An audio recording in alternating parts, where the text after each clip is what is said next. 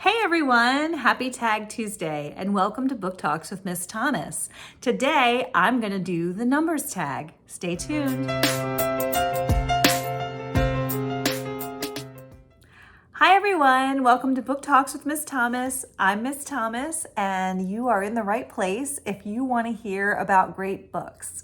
If you're new here, please subscribe. I'd love to have you. I'm getting really close to 200 subscribers and that's exciting. So I'd love for you to join the group. And if you are returning, welcome back and thanks so much for coming and supporting my channel.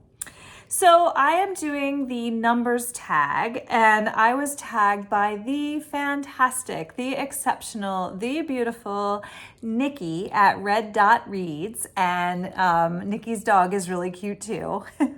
Truffles wanted me to be sure and say that for you, Nikki, and your little pooch. Nikki tagged me and the original tag was Jim at Jim's Books, Reading, and Stuff. He's really fun. If you haven't checked out Nikki or Jim, please go ahead and do so. I will put their channels below. All right, so the first tag question is, what was your first BookTube video? Well, I'm so glad you asked. Let me see if I take these off. I feel like there's a glare in my glasses. Okay, so my very first video has everything to do with why I'm a booktuber, because my first video was not created for BookTube. My first video was created for my students. I was doing virtual teaching during the pandemic, and I was telling my students, COVID is a bully, and don't let COVID bully you. And I challenge you to go out there and find something, that you can do from your house that will, keep your spirits up, and let's all find a good book to read. And so we started just talking about books that we enjoyed reading, and I chose something about magic, the rules of magic, and I did a book talk on the rules of magic, and I filmed myself and I showed it to my students, and it was just a hit. And I said, you know what? I'm going to practice what I preach. I tell you guys to find ways to put yourself out there, even if you're stuck at home, so that you don't feel bullied. I'll do that too. And I'll put myself out there and I'll put this on YouTube. And that led to over 100 videos on YouTube. And I've created this channel to encourage my students to read. And now I have so many wonderful friends and subscribers and just so many adults that I've met around the globe who share my reading interests and support my reading goals. And it's just been fantastic. So I'm thrilled for the opportunity to talk about how my channel began. And that was April 5th, 2021, because it's a numbers tag. So April 5th, 2021. That was my first BookTube video. It was 4 minutes and 3 seconds. Now my videos are longer. Sorry, guys. But if you are curious, 4 minutes and 3 seconds. I had no idea it was going to be a YouTube video. I was just talking about a book that I was going to show it to my students and put it on my teacher page for my students to see as a reference, so they'd have an example when they're talking about books. Okay, number 2, how many books are you currently reading? Well, if I didn't count the ones I've read over and over as teacher or co-teacher, currently I'm in one class that's doing Romeo and Juliet, another class is doing Macbeth. I'm involved in Bible study. I read the Bible. I try to read it every day. I'm far from perfect, but I would count the Bible for sure. And then there's the study about the Bible. It's about the shopping list, the spiritual shopping list. So that's 4 books so far, and those are outside of social reading or entertainment reading. For entertainment reading, I'm listening to an audiobook, so that's 5th, and I'm reading a book for my Philippians 4 project, which is called Excellent Women, so that's 6. And then for grad school, well, yay, I'm not currently in a grad class. I have just finished a graduate class. I could add a book or 2 for that, but we'll go with 6.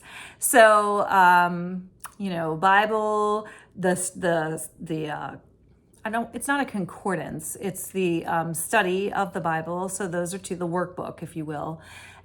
Two books for work, a book for fun, Philippians 4 book, and an audio book. So 6. I would say that's pretty routine. Okay, what were the top 3 books you read last year? Now, I had to really think about this. And this changes every day. I mean, every day, oh, I love this book. No, I love this book. Oh, I really love this book. I love so many books. But for the top 3, I'm going to go with The Memory of Light by Francisco X. Stork. That was a young adult book that I just happened upon in my school library. It was really good. I loved it. It was about a bunch of teenagers that become friends as they struggle with different mental illness. And the main character, the one telling the story, has been rescued from a suicide attempt. And so it affirms her desire to live and her desire to want others to live. And I just found it to be a very encouraging and beautiful story. And then not so lovely, but The Maidens I enjoyed by Michaelides. I think it's Alex Michaelides. And that was fun. He wrote The Silent Patient, and I enjoyed that. So I got his next book, and it was a real page-turner kind of mystery book about a murder. I think it was on or near a college campus, and a woman gets involved in, I think it was her niece's college friends who were involved in possibly a murder. And that was a really good book. And I love the video for that one because when I was filming my book talk for that one, it was thunder and lightning outside, and you can see lightning behind me, and it was such a creepy book to begin with. So I have fond memories of that book. And then Force of Nature by Jane Harper. I loved The Dry by Jane Harper. I love the what do you call it? The idea of a forensic accountant trying to solve crimes. But I liked Force of Nature even better than that one. And that was another book, also the Aaron Falk series, the forensic accountant solving the crimes. I loved Force of Nature in the Australian outback. It's about a group of people who go on a company trip, and there's like a embezzlement scandal or something. There's some sort of money scandal, and so Aaron Falk is trying to investigate that. When the trip goes wrong and someone disappears and there's a big investigation, was she murdered? Did she disappear? What happened to her? And did some character in the book contribute to her becoming a missing person or worse? Dun, dun, dun, dun. It was really good. And then recently, very recently, I'm going to add a 4th because I did say Carrie Stewart Parks is my new favorite author, and I do love her books. Recently, I've discovered a book that she wrote called Fragments of Fear, and I loved that book. Now, that was a Philippians 4 book, but don't be fooled. Christians are far from boring. So that was a murder mystery about a woman who is told, hey, come get this dog. And she doesn't have a dog. And they say, well, we're going to put the dog down if you don't come get it. So she comes and gets the dog. She does know who the dog's owner is. So she goes to bring the dog to the owner. And she sees that the owner has been tortured and murdered. And she runs out of there in a panic with the dog. And then the police are coming as she's going. So she goes to tell the police officer what she just saw. And the police officer puts the body in the trunk and cleans up the crime scene, and then sees her and starts shooting at her. So if that's really a police officer, I don't think he goes by the book. And it was a really good book. I mean, I couldn't put it down. I read it in one day. It was a page turner for sure. So I'm going to cheat and say that's a 4th favorite book because I wrote down my answers before I read that book. And I'm a little bit behind in my filming. So I want to add that one. All right, let me move on. So question number 4. How many books did you read last year? I do not know. I have made a commitment to read at least 1 book per week. Like I say, I'm currently, 6? So I'm definitely beyond 52 books. I'm just going to leave it at that because I tried to count, sit down and really count how many books I've read last year. And it definitely came to more than 1 per week. And that was just counting my books for entertainment. But if you add the books that are taught in the classroom, the graduate school books, and the Bible study, it definitely comes to more than one per week. But I'm going to go with, at minimum, I read one per week. Okay, how many books would you give 5 stars this year? So I do have a 2021 best of. I think it was my top 10 books of 2021 that I posted around New Year's, and I checked that. I'll link that below. But how many? I said, well, if it was top 10, I must have said 10. Since then, there's been more. So I don't know, let's say a dozen at least. And do you have a reading target for this year? Are you on track?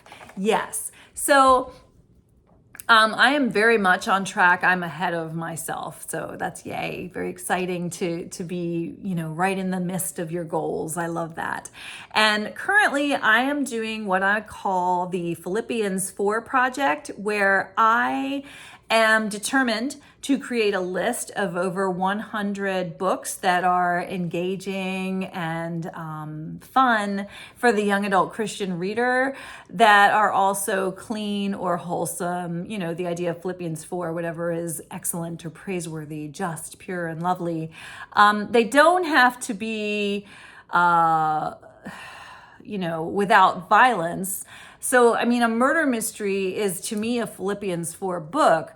They just have to be without something obscene that is in conflict with the Bible, like specifically blasphemy or vulgar language or, depictions of sex or violence. I like a book where there's a mystery and there can be a murder, but I don't really want the details. So I'm creating this list of over 100 books, and I want to give that to my son's school so that they can hopefully purchase some young adult books that are really engaging. They have some, but I want them to build on that. And I'm going to give them $500 along with my list and say, please add some books to your library so that young adult readers who are Christian and go to Christian school can enjoy, really exciting books. And that is a project that I'm involved in. So my reading target, for question number 6, my reading target is to create a list of over 100 books, and I am well on track. I have, I would say I have at least 30 now that I've written down. I've read at least 10, 15 of them because I just started this project.